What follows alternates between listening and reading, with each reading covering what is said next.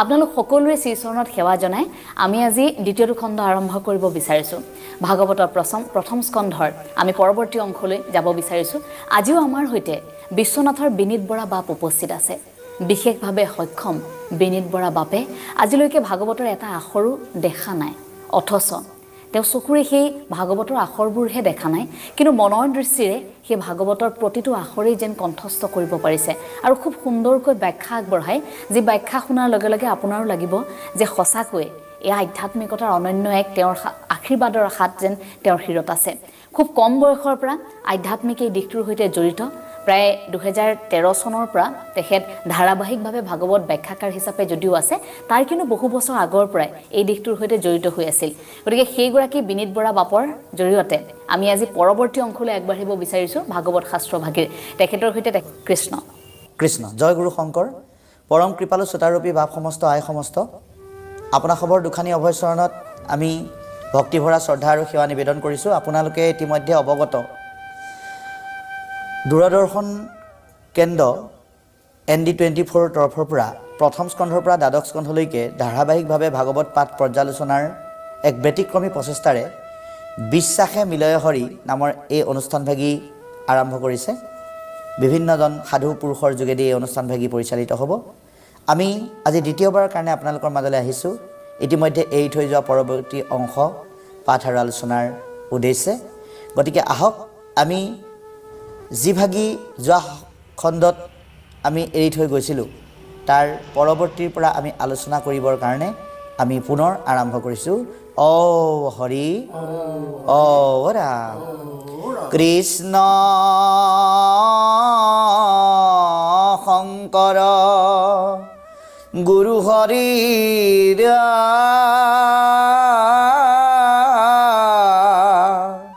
হৰি ৰাম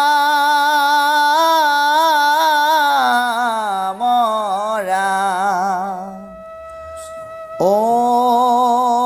নমো ভগৱতে বাসুদেৱায় জন্মাদস্য যতো অন্যয়া ইতৰতঃ স্বঅৰ্থেষ অভিজ্ঞস্বৰাট তেনে ব্ৰহ্মহিত যদি কবয় মুহন্তি অচ্যুৰয় তেজুৱাৰিমিদং যথা বিনিময়মত্ৰ তিসৰ্গু অমৃষ ধান্নাসেন সদাত নিৰস্ত কুহকং সত্যং পৰম ধীমহি ধর্মো প্রজ্জিত কৈতবত্র পরমুনির্মাচরণং সতং বেদং বাস্তবমত্র বস্তু শিবদং ত্রাপত্রায়োন্মূলনং শ্রীমৎ ভাগবত মহামুনি কৃতে কিংবা পরৈশ্বর সদ্যুহিত বৃদ্ধতে অত্র কৃতিভি শুশুভি তৎক্ষণাৎ নিগম কল্পতরুর্গলিতং ফলং সুকমুখদ্র অমৃতং দ্রব সংযুতম প্রিয়ত ভাগবত রসমলয়ং মোহুরসিকা ভুবি ভাবুকা হরি রাম মোহুরসিকা ভুবি ভাবুকা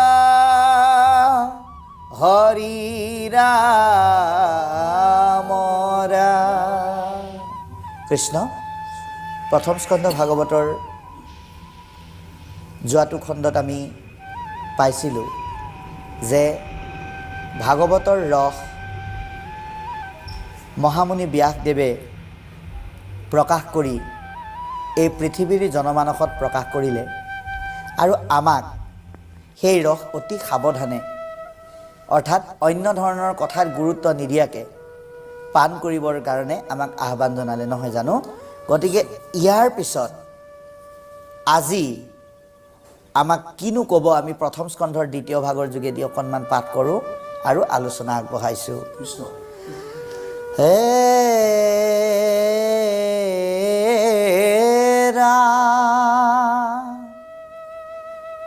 দিনে কপূৰ্বত পৰাশৰ সূত ঋষি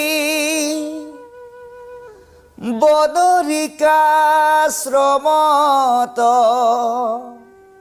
আসন্ত থুগুল মন নাহি সুখ শান্তি নপান্ত উপায় একো মনে গুণী গান্থি ব্রহ্মজ্ঞান চিন্তন্তে মনত নাহি সুখ নজানন্ত কিষ কম নতমিলে দুখ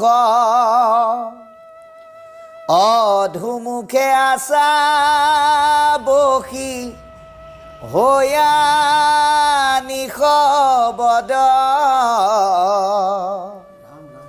সেহি বেলা তৈতে আহি মিলিল নাৰদ। এতিয়া ইয়াৰ দ্বাৰা আমি ব্যাস মুনিৰ পিতৃৰ লগতো প্ৰকাৰণতে সংক্ষেপতে পৰিচিত হৈছোঁ যে পৰাশৰ মুনিৰ পুত্ৰ আছিল ব্যাসদেৱ। গতিকে দিনেক পূৰ্বত পৰাশৰ সুত ঋষি অৰ্থাৎ পৰাশৰ মুনিৰ পুত্ৰ ব্যাসদেৱে কি কৰিছিল? বদৰিকাশ্ৰমত আচন্ত ব্যাস বসি, যিখন আশ্ৰমত বগৰী গছ আৰু বগৰীৰ ফলেৰে নদন বদন হৈ আছিল সেই আশ্ৰমখনৰ কথা কৈছে। সংস্কৃতত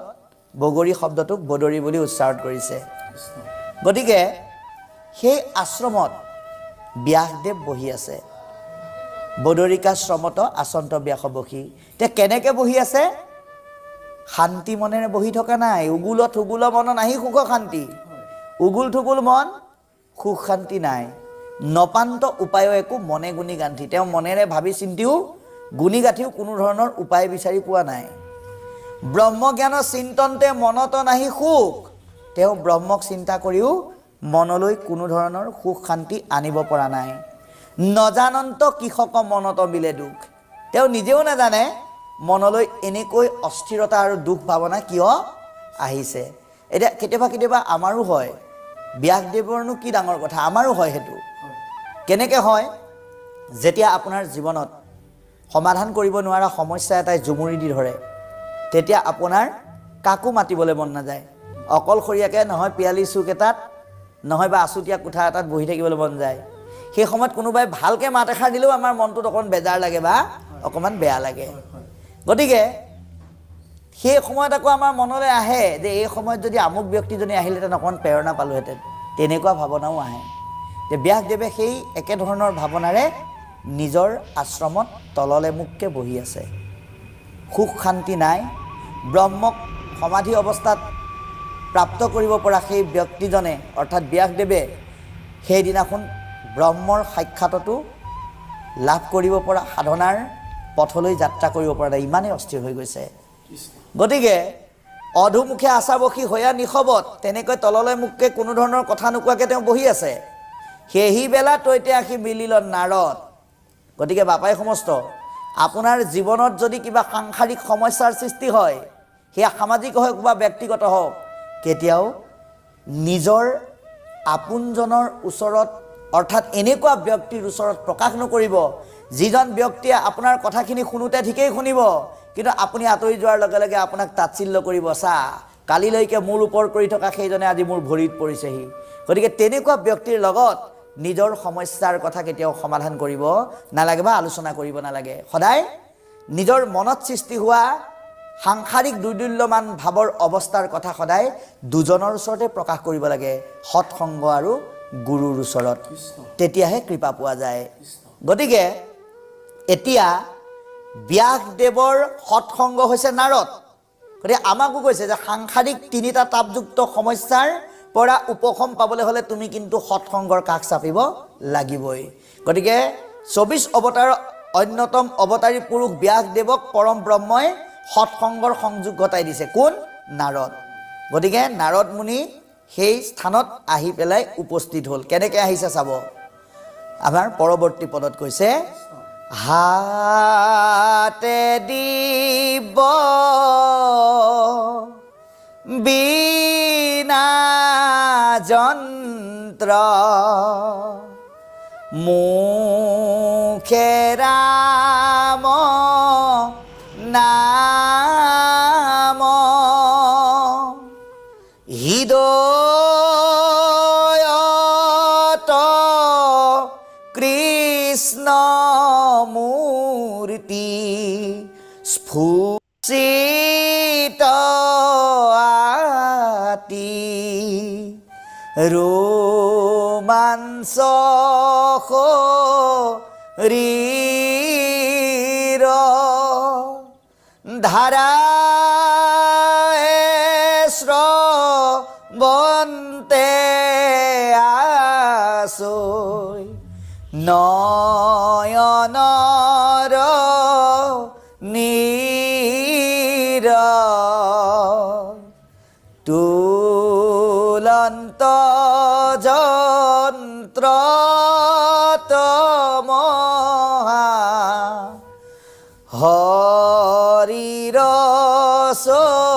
চৰিত্ৰ নাৰদক দেখি ব্যাস ঋষি কীট এতিয়া আমাক কি ক'লে যে নাৰদ ব্যাসৰ আশ্ৰমলৈ প্ৰৱেশ কৰোঁতেই তেওঁ হাতৰ মুঠিত থকা যি দিব্যবীণা যন্ত্ৰ সেই দিব্যবীণা যন্ত্ৰত সুন্দৰকৈ সুৰৰ ঝংকাৰ তুলি তুলি সেই সুৰৰ আলমত ঈশ্বৰৰ নাম প্ৰকাশ কৰি কৰি তেওঁ প্ৰৱেশ কৰিছে হাতে দিব্যবীণা যন্ত্ৰ মুখে ৰাম নাম বুলি কৈছে দিব্যবীণা যন্ত্ৰত সুৰৰ ঝংকাৰ মুখেৰে ৰাম নামৰ সুললিত সুৰ এই বস্তুৰ সুন্দৰ প্ৰকাশনেৰে তেওঁ ব্যাসৰ আশ্ৰমত প্ৰৱেশ কৰিছে আৰু কি বুলি কৈছে হৃদয়ত কৃষ্ণমূৰ্তি স্ফূৰ্তি অবিশ্ৰাম আমি কেৱল নাম ল'লেই নহ'ব ৰূপটো চিন্তা কৰিব লাগিব সেইকাৰণে শৰণ দি ক'লে নাম লোৱা ভজন দি ক'লে ৰূপ চিন্তা কৰা গতিকে নাম আৰু ৰূপ এই দুটা বস্তু সমানে থাকিব লাগিব সেইকাৰণে মুখেৰে নাম ল'লেই নহ'ব সেইকাৰণে মহাপুৰুষে বা মনীষীসকলে ভাগৱতৰ বিভিন্ন স্কন্ধত ভগৱন্তৰ যিটো শংখ চক্ৰ গদা পদ্মযুক্ত অলংকাৰ বস্ত্ৰ পৰিহিত দেহৰ অৱয়ৱযুক্ত ৰূপ অংকিত কৰিছে আক্ষৰিক বিশ্লেষণেৰে যিটো আপুনি আমি কাণেৰে শুনি মুখেৰে পঢ়ি হৃদয়ত সেই ৰূপটো প্ৰতিষ্ঠা কৰি ল'ব পাৰোঁ আৰু যেতিয়া আপুনি মুখেৰে নাম গাই হৃদয়ত ৰূপটো প্ৰতিষ্ঠা হ'ব ঈশ্বৰে আপোনাক সদায় কৃপা কৰিব সেইকাৰণে নাম আৰু ৰূপ এই দুইটা বস্তুৰ সদা সৰ্বদা সঠিক ৰূপত শৰীৰত প্ৰকাশমন্ত হ'ব লাগিব তাৰ কাৰণে আমি ঈশ্বৰৰ নাম কেতিয়া ল'ব লাগিব আমাক মহাপুৰুষে সিদ্ধান্ত দিছে যে কেৱল সুখত ল'লেও নহ'ব দুখতো ল'ব লাগিব দুখত ল'লেও নহ'ব সুখতো ল'ব লাগিব এতিয়া নাৰদে কেৱল সুখ বা দুখত বুলি লোৱা নাই আত্মাবাদী চিন্তাৰে লৈছে গতিকে আপুনি আমি সুখে দুখে মুখে জুনু চাৰা ৰাম নাম যিটো মহাপুৰুষে কীৰ্তনত কৈছে গতিকে অহৰ্নিশে আমি ঈশ্বৰৰ নাম লোৱাৰ যিটো ব্যৱস্থাপনা তাক আমি কাৰ্যকৰী কৰিব লাগিব গতিকে কৈছে ধাৰায়ে শ্ৰৱন্ত আতি নয়নৰণীৰ প্ৰেমে দ্ৰৱৈ চিত আতি ৰোমাঞ্চ শৰীৰ ধাৰায়ে শ্ৰৱন্তে আছৈ নয়নৰণীৰ তেওঁ এই ৰূপ আৰু নাম এই দুইটা বস্তু সমানে গুৰুত্ব দিয়াৰ কাৰণে তেওঁৰ মনটো ভক্তি প্ৰেমত দ্ৰৱীভূত হৈ গৈছে আৰু ভক্তিৰ শুদ্ধ চিন্তনেৰে শৰীৰ ৰোমাঞ্চিত হৈ পৰিছে আৰু তেওঁৰ দুচকুৰ পৰা ভক্তি প্ৰেম আনন্দত অশ্ৰু নিগৰিবলৈ আৰম্ভ কৰিছে গতিকে তুলন্ত যন্ত্ৰত মহা হৰিৰ চৰিত্ৰ নাৰদক দেখি ব্যাস ঋষি সচকিত কাৰণ ব্যাসে ভবাও নাই কল্পনাও কৰা নাই যে তেওঁৰ এই অকলশৰীয়া নিসংগ আৰু অস্থিৰ মুহূৰ্তখিনিত নাৰদ প্ৰভুৱে যে সৎসংগ ৰূপে আহি তেওঁক লগ দিব সেয়া তেওঁ সপোনতো ভবা নাই কিন্তু আহিছে গতিকে তেওঁক দেখা পাই ব্যাসদেৱ সচকিত হৈ গ'ল উৎসৱ খাই উঠিলে মই কি দেখিছোঁ গতিকে লগে লগে ব্যাসে কি কৰিলে আপুনি চাব এ ৰাম আঠে বেঠে উঠি আধো ৰিয়া কৃতান জ্বলি পৰম গৌৰৱে ঋষি কৰিলা হে অলি দিলন্ত আসন আনি বহিবাৰ তৰে পাদ্য অৰ্ঘে গন্ধে ধূপে পূজিলা দৰে পালে আমি পাঠৰ যোগেদি গম লওঁ আহকচোন কৃষ্ণ আশাৰ হাঁহিয়া বুলন্ত ঋষি কহিও বিতান্ত কিবা হেতু নহিকেতু মাৰচিত শান্ত মহা উচ পিছকীয় স্থিৰ নুহিচিত মহন্তৰ মোহ কিনো বিপৰীত হেৰাম চাৰিও বেদৰ কৰি লাহ শাখা ভেদ যাৰ যেন জাতি ধৰ্ম দিলা পৰিছেদ কৰিলা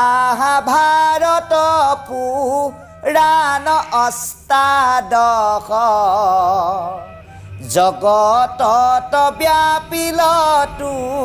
মাৰ ইটো যশ এৰাম ব্ৰহ্মকোষাই খাটকাৰ কৰা সমাধিত তথাপিতো মাৰ কেনে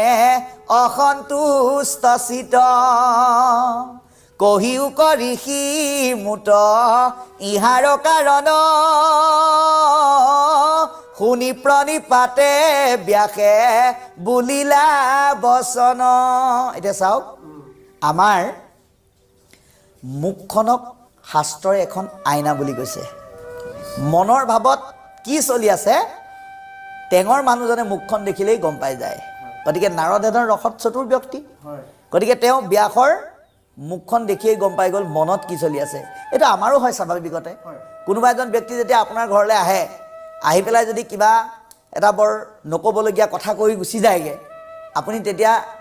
আনজনৰ লগত আলোচনা কৰে যে সি যে এইটো মনোভাৱ লৈ পেলাই আমাৰ ঘৰলৈ আহিছিলে মই তাক আহোঁতে তাৰ খোজতেই গম পাইছোঁ কোনোবাই যদি এটা ভাল বাৰ্তা দি থৈ যায় তেতিয়াও আলোচনা কৰে যে সি যে এই সুখৰ খবৰটো দিবলৈ আহিব